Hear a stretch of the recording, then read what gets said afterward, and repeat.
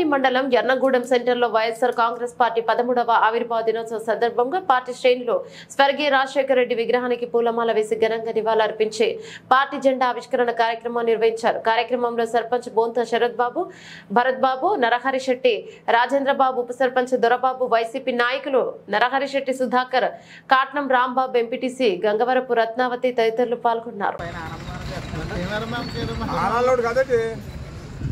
First మీరండి, తర్వాత మేమండి.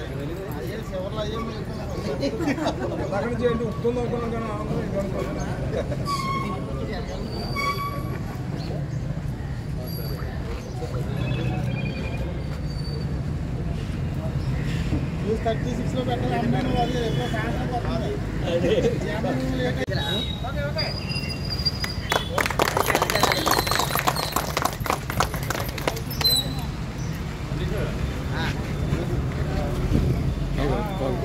అంతే అంతే అలా కట్టండి సార్.